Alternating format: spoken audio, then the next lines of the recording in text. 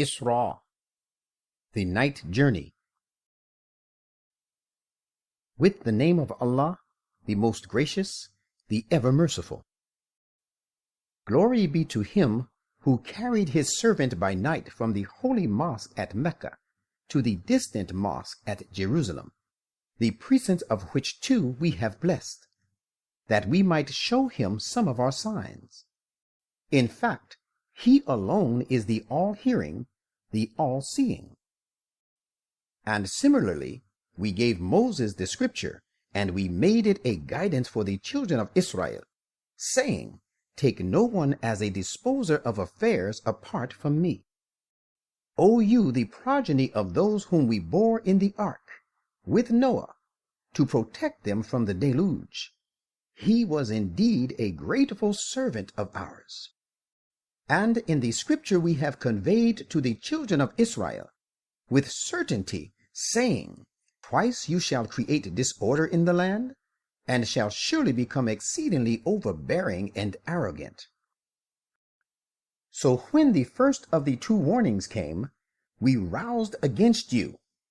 Some of our servants possessed of great valor and might in warfare, and they penetrated into the innermost recesses of your country and habitations. Indeed, it was a warning about the punishment of Allah, bound to be carried out. Then we gave you back the power to prevail over these enemies of yours, and we helped you with various possessions and sons, and we increased your manpower militarily. We said, If you did good, you did it for your own selves, and if you did evil, it was only to the same end. So when the time for carrying out the latter warning came, we raised certain people against you to destroy your glory, so that they might do evil to you and your leading men, and invade and enter the mosque at Jerusalem in the same way as others of your enemies had invaded and entered it the first time, and so that they might destroy utterly all that they had conquered. Still, it is well nigh that your Lord will again have mercy on you. But if you return to mischief, we warn, we too will return to our punishment. We have made Gehenna a prison house for the ungrateful. This Quran assuredly guides to that which is most upright, and gives to the believers who do righteous deeds the glad tidings that there awaits them a great reward, and also warns that we have grievous punishment in store for those who do not believe in the hereafter. As it is many a time a human being prays and calls for evil to himself, as he ought to pray and call for good. Human being is ever extremely hasty. And we have made the night and the day such as they became two signs, in a way that we obliterated the sign of the night, and we displayed the sign of the day as sight, giving that you may seek the bounty of your Lord, and that you may learn from the alternation of night and day the computation of years and the science of all sorts of counting and measuring. We have clearly explained everything and all knowledge of faith in detail. And every human being we have made his deeds cling to his neck on the day of resurrection, and we shall bring out for him a book recording all his deeds, which he will find wide open. It will be said to him, Read your book. Sufficient is your own conscience this day as a reckoner against you. He who follows the right way follows it to his own good, and he who goes astray, surely he goes astray to his own loss. And no soul that bears the burden shall bear the burden of another, and we never punish unless we have sent a messenger. And when we intend to destroy a township, we first address our command to its lawless people, who lead lazy lives, but they revolt therein, so that it stands condemned, and we destroy it with an utter destruction. In accordance with this rule of ours, we have destroyed many a generation after Noah, and your Lord suffices as one who is aware and beholder of the sins of his servants. For him who desires the present transitory life only, we shall hasten an immediate reward for him in this very life, giving what we will to whom we will. But we have prepared Gehenna for him. He shall enter it, condemned and rejected. As for those who choose the hereafter and strive for it, the striving that is its due, and are believers, it is these whose striving shall find favor with their Lord. To all of them, these who hanker after this world, as well as those whose choice is the life to come, we render aid, and this is out of the bounty of your Lord. The bounty of your Lord is not confined to any one section of the people. Behold, how we have exalted some of them above others in the present life. Yet the hereafter holds out greater degrees of rank and confers greater merits and excellence. Do not set up another God with Allah, lest you remain debased and forsaken. Your Lord has enjoined you to worship none but him, and to be good to parents. If either or both attain old age while living with you, never say to them, "Fie," any word expressive of disgust or dislike, nor reproach them by your action. Rather address them with kind and respectful words always, and lower to them the wings of submissiveness, out of tenderness, treating them with humility and compassion, and say, praying for them, "My Lord, have mercy upon them, just as they nourished and brought me up as a child." Your Lord knows very well what is in your minds. If he will find that you are righteous, surely he is a great protector of those who turn to him for forgiveness again and again. And give to the near of kin, and the needy, and the wayfarer their dues, and do not squander your wealth wastefully. Certainly the squanderers are like Satans, and Satan is always ungrateful to his Lord. If you have to turn away from them, seeking the mercy from your Lord that you hope for, even then speak to them a kind word. And do not keep your hand shackled to your neck out of miserliness, nor stretch it out to an entire stretching extravagantly, lest you sit down reproached, incurring blame, and exhausted on becoming penniless. Surely your Lord multiplies his provisions and means of livelihood for such of his people as he will, and he measures it out justly, for he is well aware and seeing the true needs of his people inside and out. And do not kill your children for fear of want. It is we who provide for them, as well as for you. Indeed, the killing of them is a great sin. And keep away from adultery and fornication. Surely it is an abominable act, and an extremely evil practice. And do not kill anyone, the sanctity of which Allah has upheld, and has forbidden you to slay, except for a just cause. And we have given, of course, to the heir of the person who is killed unjustly, the right to demand retribution or to forgive. But let him not exceed the prescribed limits in killing the murderer, because he is indeed helped and protected by law. And go not near to utilize the property of an orphan, except in the fairest manner and intention in favor of the orphan, until he attains his age of full strength, when the property is to be returned to him. And fulfill your agreements, for every agreement is certainly questioned about and has to be accounted for.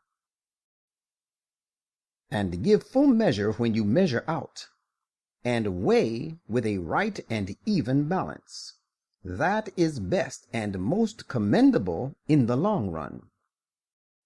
And do not follow and utter that of which you have no knowledge. Surely the ear and eye and the heart, all of these shall be called upon to account for it. And do not walk haughtily in the land, for you cannot thus rend the earth asunder, nor can you match the mountains in height. All these doings are such that the evil in them is simply hateful in the sight of your Lord. These teachings are a part of the wisdom which your Lord has revealed to you, and the basis of all these acts of righteousness is that you set up no other God beside Allah, lest you be cast into Gehenna, condemned, rejected. Disbelievers, has your Lord favored you with sons and chosen for himself daughters from among the angels? Surely most grievous is the blasphemy you utter.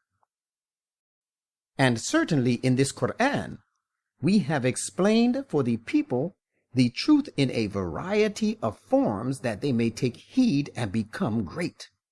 But their condition is such that it increases them only in aversion. Say, had there been other gods, as they allege, beside him, the one God, in that case these polytheists would have certainly sought out by their help a way to the Lord of the mighty throne. Glory be to him, and far high indeed be he exalted above the things these polytheists say. The seven heavens, the earth, and all those inhabiting them extol his glory. In fact, there is not even a single thing but glorifies him with his true and perfect praise, but you do not understand their glorification. Verily, most forbearing is he, great protector.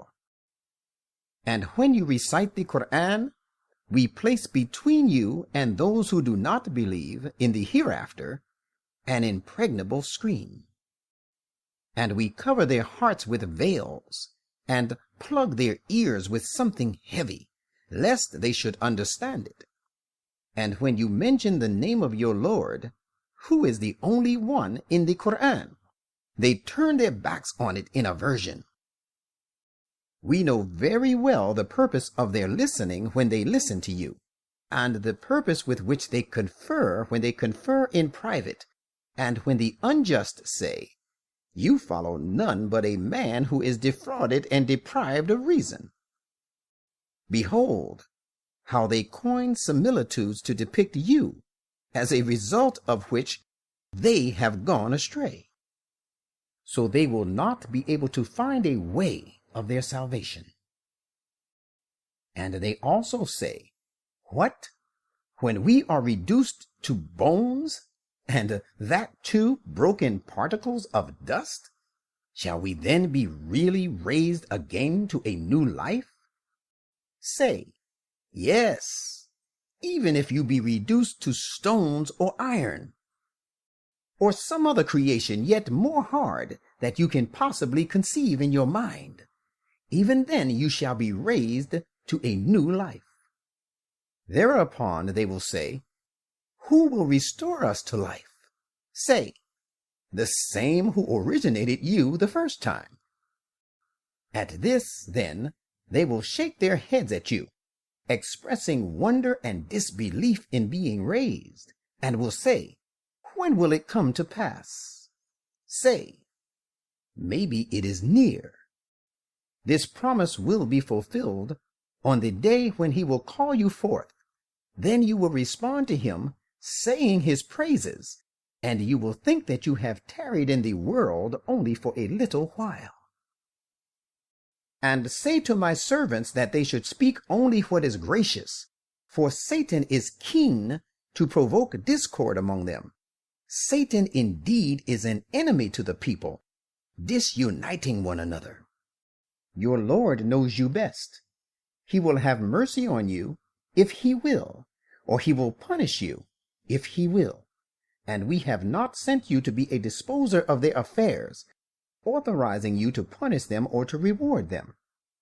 And your Lord knows best those that are in the heavens and on the earth. And most surely we have exalted some of the prophets above others, and it is we who gave David the Zabur. Say, call upon those whom you assert to be gods apart from him. Then you will realize they have no power to rid you of affliction, nor to avert it or transfer it to others. Those whom they call upon apart from him, thinking them to be a means of gaining nearness to God, themselves seek nearness to their Lord, and solicit his favor. Even those of them who are nearest to God are still competing to be closer to him, and hope for his mercy and fear his punishment. As a matter of fact, the punishment of your Lord is a thing to beware of. And there is no township but we shall destroy it, or we shall subject it to a severe chastisement before the day of resurrection. That is written down in the book. And nothing could prevent us from going or sending our signs, though the former people cried lies to them. And we gave to Thamud the she-camel as an enlightenment and an eye-opener, but they dealt with her unjustly. And we do not send our signs except to warn the people against the evil consequences of disbelief and transgression. And prophet, recall the time when we said to you, surely your Lord has encompassed all people for destruction, and has power over them. Still they remained indifferent. We made the vision which we showed you being carried to Jerusalem from Mecca by night, and also the tree disapproved of in the Quran, a means of distinction between the good and the bad for the people. Despite the fact that we have been warning them by sending our signs, this warning from us only leads them to unrestrained inordinacy. And recall the time when we said to the angels, submit to Adam. Then they all submitted. But Iblis, who too was told to do the same, did not. He said, shall I submit to one whom you have created out of clay? And he added, what do you think? This is he whom you have honored and placed above me. If you grant me respite until the day of resurrection, I will most certainly bring his progeny under my sway. Having overpowered them, I shall destroy them for sure, except a few. Begone, said he. As for those of them who follow you, Gehenna is the recompense of you all, an ample recompense. And beguile whomsoever of them you can with your speech, and rally your horsemen against them, and your footmen, the fast riders and the slow walkers in disobedience, with all your might. And share with them their wealth and children, and hold out promises to them what you like. Indeed, Satan promises them nothing but mere fraud. As to my true servants, you shall certainly have no authority over them, and sufficient is your Lord as disposer of affairs. Your Lord is he who drives the ships on the sea for you, that you may seek of his bounty. He is certainly ever merciful to you. And when you encounter some distress on the sea, at that time all those gods whom you call upon are lost to you, but not he. Yet when he brings you safe to the land, you turn away from him. Of course, such a person is very ungrateful. Do you then feel secure that he will not humiliate you in the side of the land and make you sink in the earth on the side of the shore, or send against you a violent squall of pebbles? For if he does, you shall find none responsible to protect and help you. Or do you feel secure and have made sure that he will not send you back in it a second time, and then send against you a fierce storm blast, and drown you because of your ingratitude? For if he does, you will find no helper in the matter for yourselves to protect you against us. And most surely we have made the children of Adam greatly honored and have carried them over land and sea. And we have provided them with good and pure things, and have distinctly exalted them far above most of our creation. Beware of the day when we shall call all people along with their leaders. Now whoever is given his book in his right hand, such will read their book eagerly, and they will not be dealt with unjustly in the least. But whoever remained spiritually blind in this world shall also be blind in the hereafter. Rather, he will even be farther removed from the right path. And they had spared nothing in causing you the severest affliction, with the purpose to turn you away from the revelations given to you, that you might forge in our name something different from that which we have revealed to you. In that case, they would surely have taken you for a special friend. And if we had not made you firm and steadfast, you might have inclined towards them a little. In that case, if you had been one to forge a lie against us, we would have made you taste multiple sufferings in this life, and multiple sufferings in death, and then you would have found for yourself no helper against us. They had spared nothing in unsettling you from the land of Mecca, with the result that they drive you out from it. But in that case, they themselves would not have stayed after you except for a little while. Such has been our practice with those of our messengers whom we sent before you, and you will find no change in our practice. Observe prayer at the declining and paling of the sun, on to the complete darkness in diverse hours of the night, and recite the Quran at dawn. Verily, the regular recital of the Quran at dawn is specially acceptable to God, and witnessed by the angels. And remain awake for it, for a part of the night, after having risen from sleep as a supererogatory service for you. Thus it may be that your Lord will raise you to a laudable, exalted position. And say in prayer, My Lord, grant that when I enter, wherever you take me to while migrating, I enter with truth in every way, and when I depart with truth, and grant me by your grace authoritative help. And say, Truth has come, and falsehood has vanished away. Falsehood is indeed ever bound to vanish away. And we are gradually revealing of the Quran that teaching which is the cause of healing and mercy for the believers. But this revelation only leads the unjust persons from loss to loss. And when we bestow favors on a human being, he turns away and withdraws himself aside. And when evil overtakes him, he is given to despair. Say, everyone acts after his own way and fashion, and your Lord knows very well who is best guided in the right path. And they question you about the revelation and the human soul. Say, the revelation and the soul is by the command of my Lord, because little is the knowledge thereof that you have been given. Had we so willed, we could surely take away that which we had revealed to you.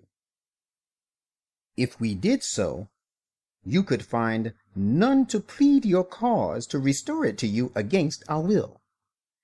But it is the special mercy from your Lord that he will not do so.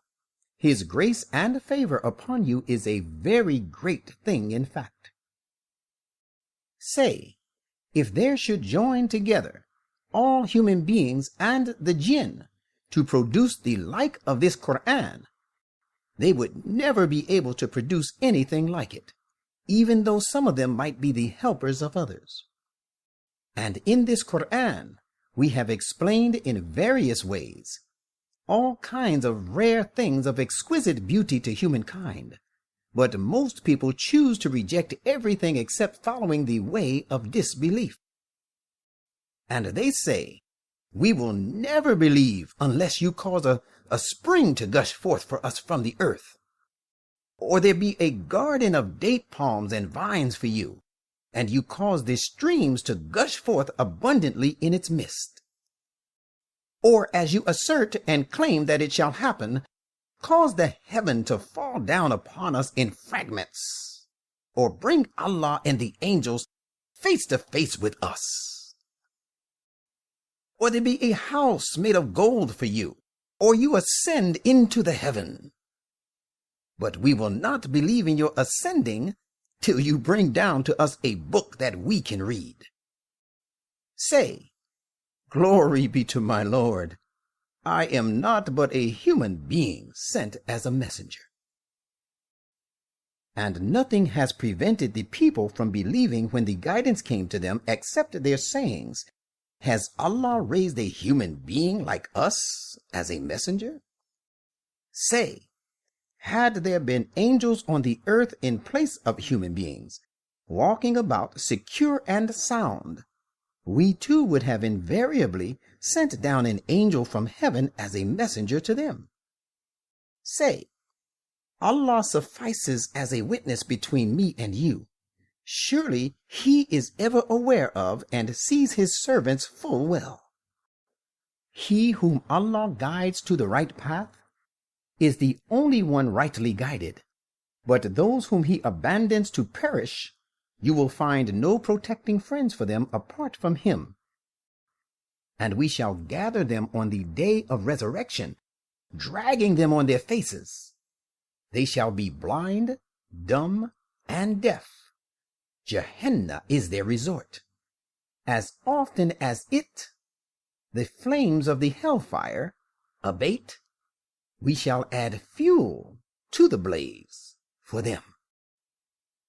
Such shall be their recompense because they rejected our commandments and said, "Shall we really be raised up as a new creation, when after our death we are reduced to mere bones and broken particles of dust?"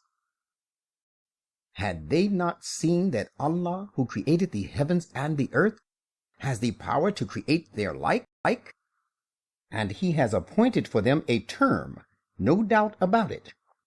Yet the unjust would reject everything except following in the way of disbelief. Say, even if you possessed all the treasures of the mercy and blessings of my Lord, yet you would hold them back for fear of depleting, for a human being is very niggardly indeed. And most certainly we gave Moses 9 clear signs. So ask the children of Israel about it. When he came to them, Pharaoh said to him, "Moses, I think you to be under a spell and a victim of deception."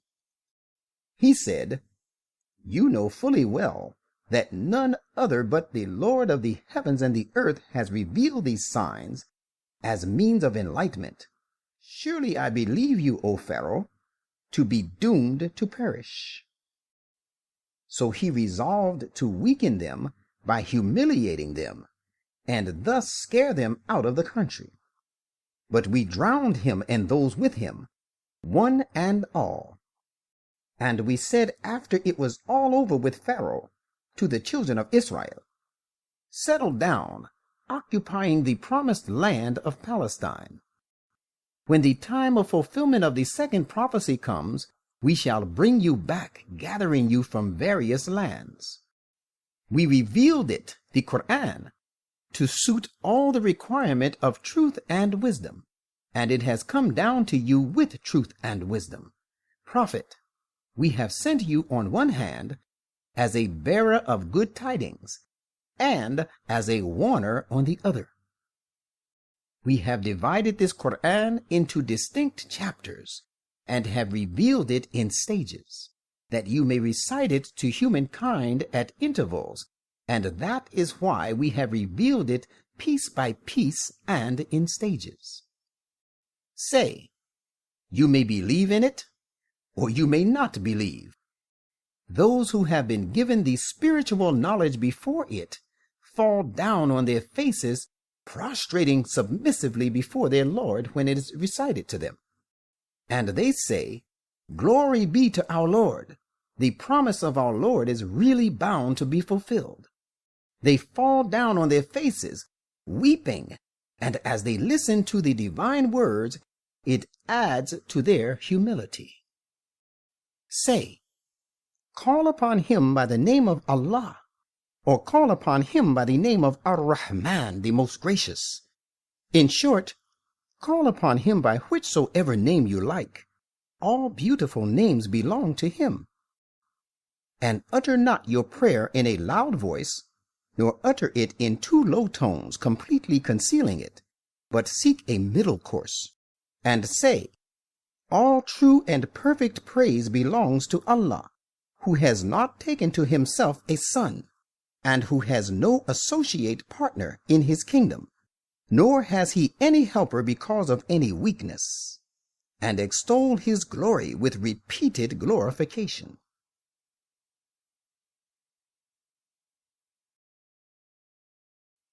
Al-Kaf, the place of refuge. With the name of Allah, the most gracious, the ever merciful. All type of true and perfect praise belongs to Allah, who has revealed this perfect book to his servant, and has not assigned to it any crookedness. He has made it rightly directing, that it may warn the disbelievers of a severe calamity coming from him, and that it may give good tidings to the believers who do deeds of righteousness, that there awaits them a place of goodly reward, wherein they shall stay forever. And that it may warn those who say, "Allah has begotten a son." This is absolutely wrong. They have no real knowledge of him, nor had their fathers. Grievous is the word that comes out of their mouths. They speak naught but a lie. Will you worry yourself to death, sorrowing after them, if they do not believe in this great discourse? Verily, we have made all that is on the earth as an embellishment for it, that we may try them as to which of them is the most excellent in respect of performing the noblest deeds. Yet it is we who shall one day reduce all that is on it to a barren soil. Do you think that the people of the place of refuge and of the inscriptions were a wonder among our signs? Recall the time when the young men betook themselves to the place of refuge and said in prayer, "Our Lord, grant us mercy from yourself, and provide us right course in our affair, setting all things right for us." So we sealed up their ears to cut them off from the outside world, in their place of refuge, for only a number of years. Then we raised them up for making certain efforts that we might distinguish as to which of the two groups had made better use of the time they had stayed there according to its rightful requirement. We relate to you their true story. They were a few young men who believed in their Lord, and whom we had led from guidance to guidance. And we strengthened their hearts when they stood up in the cause of God, and said, "Our Lord is the Lord of the heavens and the earth. Never shall we call upon any god apart from him, for in that case we would certainly be uttering a preposterous thing far from the truth. These people of ours have taken to them for worship other gods apart from him. Why do they not bring any clear proof and authority in support of their belief? In fact, they have no such proof. Who can be more unjust than the person who forges a lie against Allah?"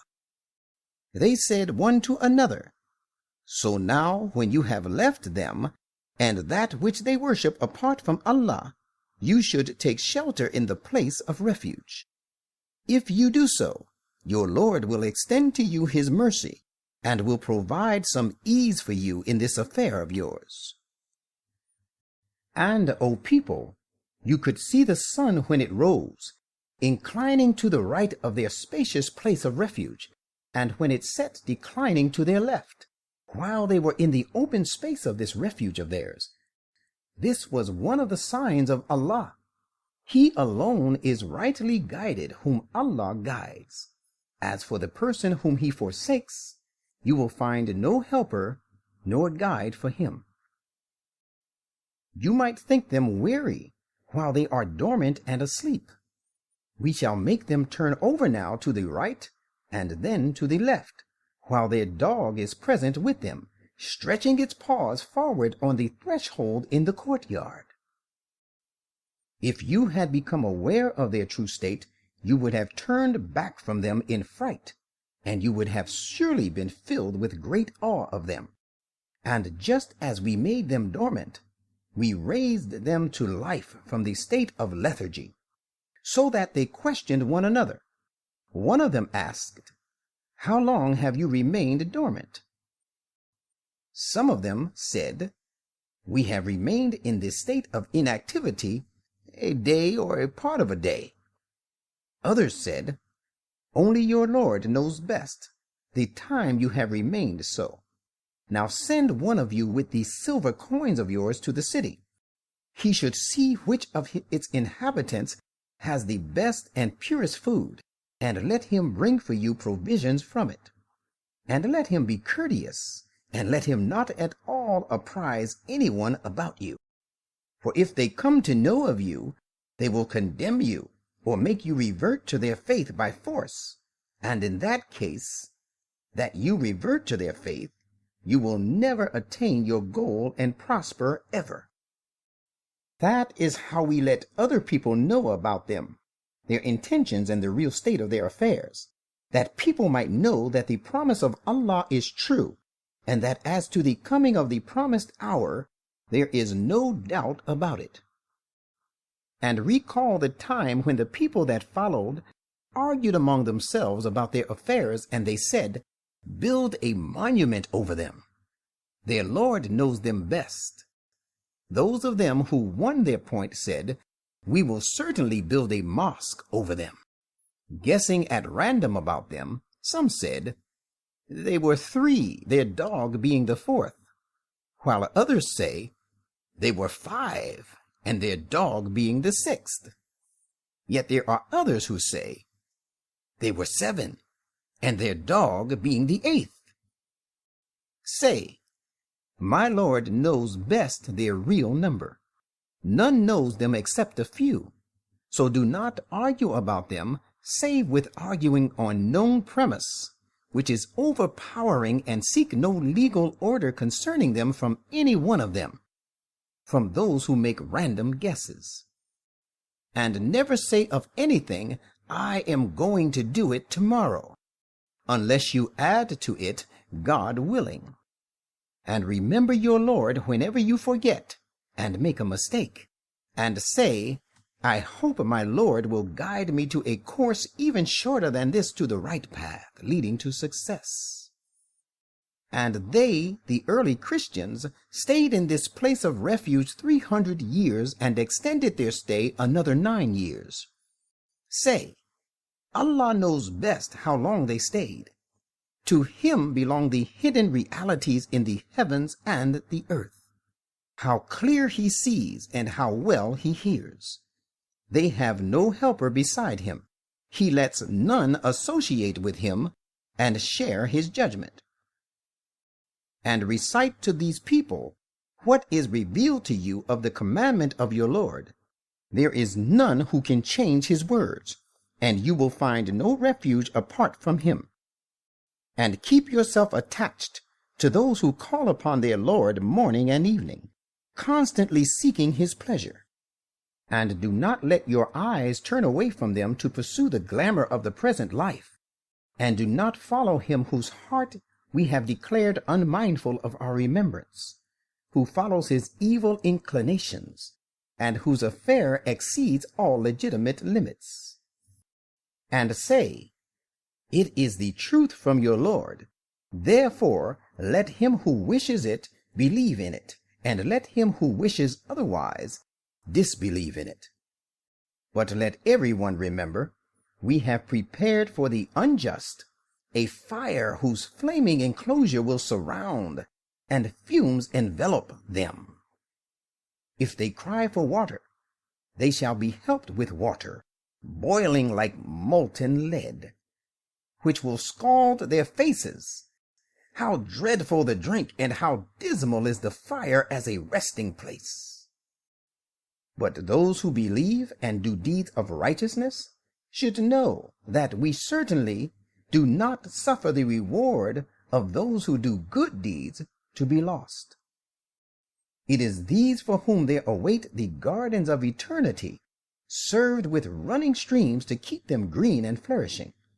There they shall be adorned with bracelets of gold, and wear green robes of fine silk and rich brocade. They will be reclining in these gardens upon raised couches. How excellent the reward, and how beautiful the resting place! And relate to these opponents of yours the parable and description of the conditions of two men. We had provided to one of them 2 vine gardens, which we fenced with date palms, and we placed cornfields between the 2. Each of the 2 gardens brought forth its fruit in abundance, failing not the least in them, and we had made a stream to flow as well in between the 2. Thus he, the owner, had an abundance of fruit and substances of diverse kinds. So he said to his companion, the other man, while he was arguing boastfully and vainly with him, I am richer than you in wealth, and mightier in respect of manpower. And it so happened that he entered his garden while he was unjust to his own soul. He said to his companion, I do not think that this wealth will ever perish, and I do not think that the promised hour of resurrection will ever come. But if I am ever made to return to my Lord, I will certainly find there an even better resort than this. His companion said to him, while he was arguing with him, Do you disbelieve in him who created you first from dust, and then from a sperm drop? Then he fashioned you into a perfect man? But as for myself, I believe that he, Allah alone, is my Lord, and I will associate none with my Lord. And why did you not say when you entered your garden, only that which Allah wills comes to pass? For power belongs only to Allah, though you see me inferior to yourself in riches and children. There is every hope that my Lord will give me a garden better than yours, and he may visit this garden of yours with thunderbolts from above, so that it is turned into a barren waste. Or its water may be drained into the earth, so that you will not be able to find it. Now it came to pass that his fruit and substance was utterly destroyed, and while it lay toppled over on its trellises, he began to wring his hands on account of what he had spent on it, and said, Would that I had associated none with my Lord. But then there was no party left to defend him against Allah, nor could he defend himself, for it was Allah alone who could help him. At such a time, it is thus established that protection belongs only to Allah, and help comes from him alone, the true God. He is the best in respect of rewarding, and the best in respect of bringing about good results. And give them the similitude of the life of this world. It is like water which we send down from the clouds, so the vegetation and plants of the earth flourish with it. And then it turns into chaff, which the winds scatter about. Behold, Allah is the holder of all power over what he will. Wealth and children are an adornment of the life of this world, but with regard to immediate reward, ever-abiding righteous deeds are the best in the sight of your Lord. They also promise the best hope in respect of the future. And beware of the day when we shall set the mountains in motion and make them vanish. And you shall find the nations of the earth march forth against one another, and we shall gather all peoples together, and we shall leave none of them behind. And they shall be presented before your Lord ranged in rows. And it will be said to them, Now certainly you have come to us no better than we created you the first time. But you had thought that we would appoint for you no time for the fulfillment of our promise. And on that day, the record of their deeds will be exhibited before them. And you will see those who cut off their ties with Allah fearful as to that which is recorded in it. They will say, Woe to us! What sort of record is this? It leaves out neither a small thing nor a great one, but has recounted everything. And they will find all that they did confronting them, and your Lord does injustice to no one ever. And recall the time when we said to the angels, Submit to Adam. So they all submitted, bowing. But Iblis did not. He was one of the jinn. He disobeyed the command of his Lord. People, would you then take him and his progeny and cohorts for friends rather than me, while they are your enemies? How evil is the substitute the unjust have chosen. I did not call them to make them witness and to help at the time of the creation of the heavens and the earth, nor at the time of their own creation. I would never take those who lead others astray for my helpers. And beware of the day when he will say, Call on my so-called partners about whom you had many pretensions. Thereupon they will call on them, but they will give them no answer, and we shall make their association with them a cause of their perdition. And those who cut off their ties with Allah will see the fire and realize that they are going to fall into it, and they shall find no way of escape from it. And we have explained in various ways in this Quran every kind of excellent thing for the good of the people. But of all things, human being is the most contentious. Unless the precedents of the ancients should be repeated in their case, or the punishment should stare them in the face, there is nothing to hinder people from believing in the guidance when it comes to them, and from seeking protection and pardon from their Lord. And we send no apostles but as bearers of good tidings to the obedient on the one hand, and as warners to the disobedient on the other. And those who disbelieve contend by means of falsehood, that they may refute the truth thereby. And they scoff at my commandments and the punishment of which they had been warned. And who is more unjust than he who is reminded of the messages of his Lord, but he turns away from them and forgets what he has forwarded with his own hands to be stored? In fact, we have placed veils upon their hearts, which prevent them from understanding it, and in their ears is created heaviness, so that they have turned deaf. You call them to the right path as you may.